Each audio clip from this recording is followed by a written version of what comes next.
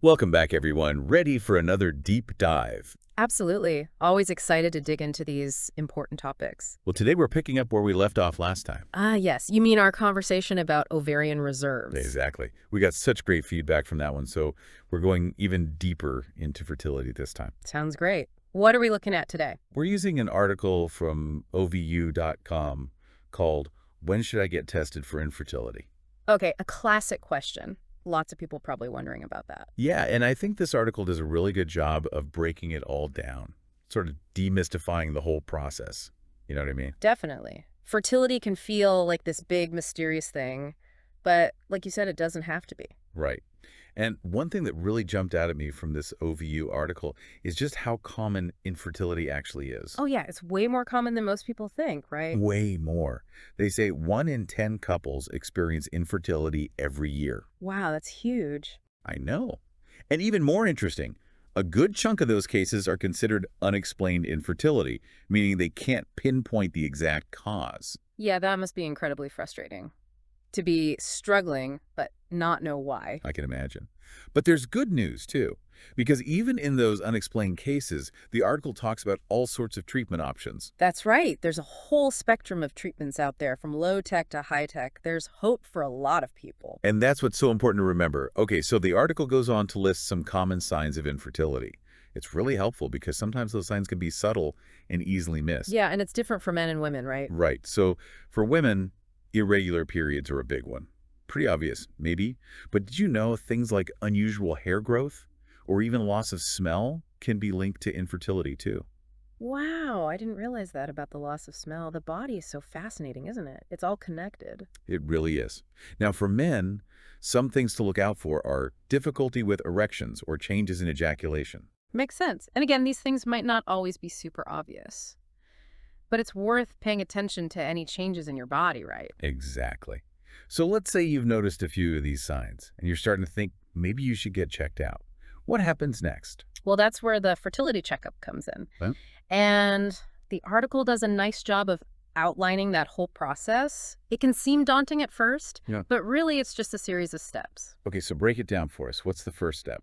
The very first step is an initial consultation with a fertility specialist. Okay, so you find a specialist and you sit down with them, and what do you talk about in this consultation? Well, it's all about getting a thorough understanding of your situation. You'll discuss your medical history, any symptoms you've been experiencing, and your goals for the future. Gotcha. So it's sort of like a getting to know you session where you lay everything out on the table. Exactly. And based on that initial discussion, the specialist will probably recommend some tests to get a clearer picture of what's going on. Okay, so that leads us to the testing phase. And this is where things can get a little nerve-wracking for some people, I imagine. Understandably.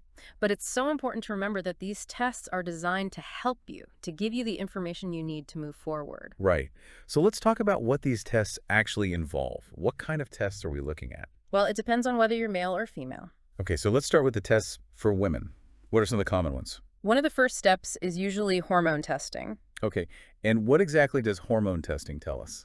It helps evaluate things like ovarian reserve and ovulation patterns. It's a way to see how well your ovaries are functioning and if you're ovulating regularly. Gotcha. And what other tests might a woman expect? An ultrasound is pretty standard. That allows us to actually visualize the uterus and ovaries, see if there are any structural abnormalities. And then there's something called a hysterosalpingography, or HSG. HSG. I've heard of that one. It sounds a little intimidating. I can understand why. It involves injecting a special dye through the cervix and taking x-rays to see if the fallopian tubes are open and clear. So basically making sure there's a clear path for the egg to travel down. Exactly. Now for men, the main test is a semen analysis. Okay, and what does that tell us? It gives us a really detailed look at sperm health, things like sperm count, motility, and morphology. Sperm morphology. Yeah, that refers to the shape of the sperm. We want to make sure they're properly formed so they can swim effectively and fertilize an egg.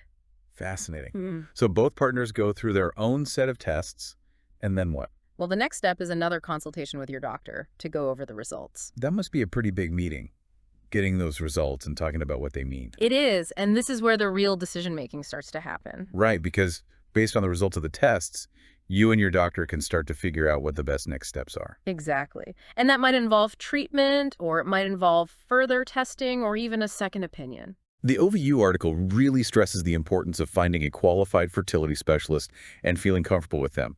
It's such a personal journey, and having a doctor you trust must make a huge difference. Absolutely. You want someone who's not only knowledgeable, but also compassionate and a good communicator. Now, before we dive into the different treatment options, I want to touch on something else the article mentions.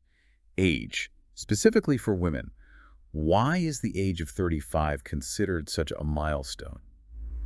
Well, biologically speaking, there is a natural decline in fertility as we age, particularly for women. After 35, the number and quality of eggs begin to decrease more rapidly, and this can affect the success rates of certain treatments. Oh, I see. So it becomes a time-sensitive issue. Exactly, and in many countries, there are actually age restrictions for certain fertility treatments, especially IVF. So it's important to be aware of that. Absolutely. That's why the article emphasizes seeking help sooner rather than later, especially for women over 35. Early intervention often leads to better outcomes. Makes sense. So knowledge is power. The more you know, the better equipped you are to make informed decisions. Couldn't agree more. So are we ready to jump into the exciting part? You mean the treatment options? Exactly. Because there's a lot to explore there. There is. The OVU article mentions everything from follicular monitoring and IUI to the more complex IVF, egg sperm donation, and even surrogacy. It's quite a spectrum. It is. And each treatment has its own set of considerations, benefits, and potential drawbacks. We'll dive into all of that in our next segment. Sounds good. We'll be back after a short break to unpack those treatment options and help you understand what might be the right fit for your fertility journey. Welcome back, everyone. So are we ready to jump into these treatment options? Let's do it. We left off talking about all the different fertility treatments out there. Yeah, there's quite a range. The OVU article mentions a bunch, from simpler approaches to the more complex ones. Right. So where do we want to start? Well, let's begin with some of the less invasive options. The OVU article mentions follicular monitoring. Okay, follicular monitoring. So what is that exactly? Well, it involves using ultrasound to track the development of follicles in the ovaries. Follicles. Remind me, those are the... They're the fluid-filled sacs that hold the developing eggs. Right, right. Okay, so with follicular monitoring, you're basically watching those follicles grow and develop. Exactly. And by monitoring them closely, we can pinpoint the optimal window for intercourse, significantly increasing the chances of fertilization.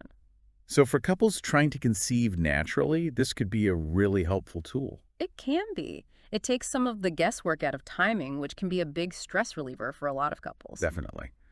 Okay, so that's follicular monitoring. What about IUI? The article mentions that one too. Intrauterine insemination. Right, IUI. That's another relatively low-tech option. It involves collecting a sperm sample and then washing and concentrating it in a lab. Oh, wow. So they're basically giving the sperm a little boost. Exactly. We're making them more potent and ready to meet the egg. And then we use a thin catheter to place the concentrated sperm directly into the woman's uterus. Okay, so bypassing the cervix and getting them closer to the fallopian tubes. That's the idea. It increases the probability of fertilization. So IUI can be a good option for couples dealing with male factor infertility or unexplained infertility. It can be, yes. Now, moving on to the more complex end of the spectrum, we have IVF. In vitro fertilization. IVF. This is the one that most people have probably heard of, right? Even if they don't know exactly what it involves. Right. But it's a pretty amazing process. It starts with ovarian stimulation. Ovarian stimulation. Meaning we use fertility medications to stimulate the ovaries to produce multiple eggs instead of just one, like in a natural cycle. So you're sort of supercharging the ovaries. You could say that. And once those eggs are mature, we retrieve them through a minor surgical procedure. Okay, so that's the in vitro part, right? The eggs are now outside the body. Exactly. And this is where the fertilization actually happens, in a lab setting. So they take the retrieved eggs and fertilize them with sperm in the lab. Yes. And then the resulting embryos are cultured and monitored for a few days. So they're basically watching those embryos grow and develop. Right. And once we've selected the healthiest embryos, one or more are transferred back into the woman's uterus. Wow, that's incredible when you think about it. The whole process is just mind-blowing. It is. IVF has really revolutionized fertility treatment. This has given hope to so many couples who might not have been able to conceive otherwise. But what about situations where IVF isn't an option or hasn't been successful? The OVU article mentions some other possibilities like egg or sperm donation. Right. These can be great options for people who are facing challenges with their own eggs or sperm. For example, if a woman has a low ovarian reserve or a man has a very low sperm count, they might consider using donor eggs or sperm. So they're essentially using the eggs or sperm of someone else to help them conceive. Exactly. It's a way to create a family, even when there are biological limitations. I see. And then there's surrogacy, which is another option the article mentions. Yes, surrogacy. That involves having another woman carry the pregnancy on behalf of the intended parents. So the surrogate mother is essentially carrying the baby for someone else.